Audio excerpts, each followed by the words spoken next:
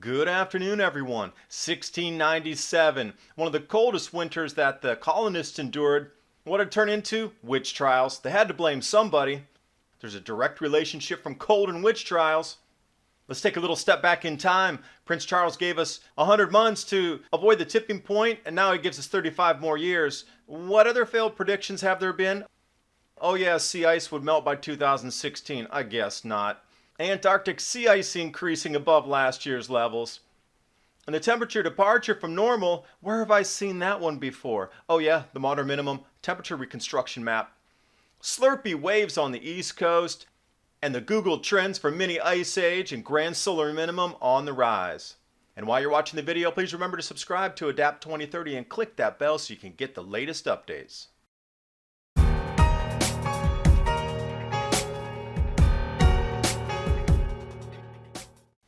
Now, while I was searching for grand solar minimum effects in the United States back in the modern minimum when the settlers arrived, the colonists, stumbled across this video here, Muldier Witch, Leonardtown, Maryland, showing that in 1697 it was the coldest winter they had endured, and of course there had to be a witch responsible, so they went and burned this woman out of her home that was living in the woods.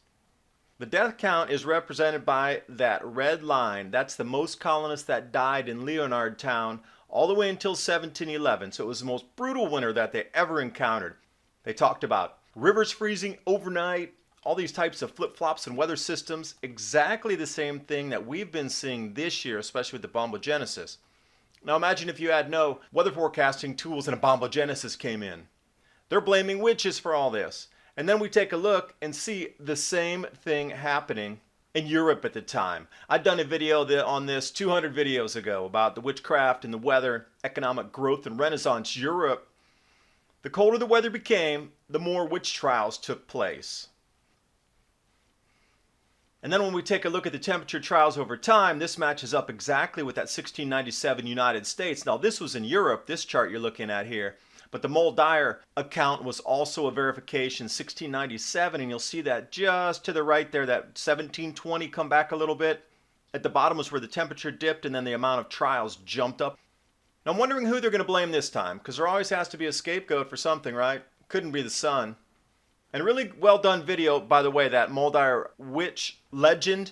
They even talk about the grand solar minimum. They go a great deal into it. Even the researchers following this old legend talk about the grand solar minimum. I thought that was really shocking. That's why I'm bringing it to you. And what is shocking is Prince Charles gave the world a reprieve.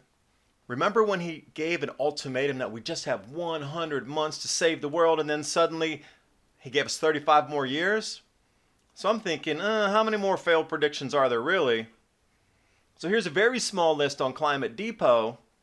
And it goes deeper and deeper and longer and more resources and more links, and you will be shocked by the things that did not occur that they have said would occur during this whole global warming period.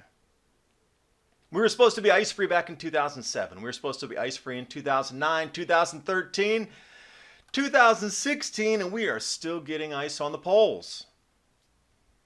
And it's actually getting colder now. So their whole thing about no ice on the poles.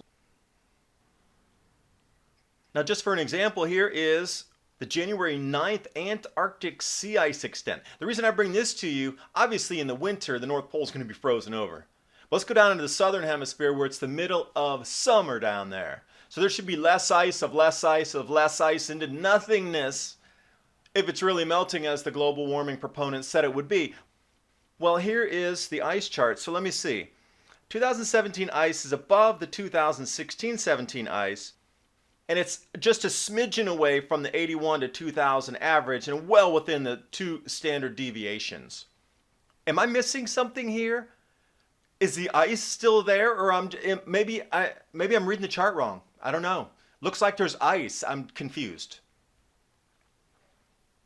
And I also had to bring this to your attention just last year, a few months ago. Prince William also said there's too many people in Africa. They have to be properly managed. We will have to begin to take measures right now so we can save the animals and properly manage the African population.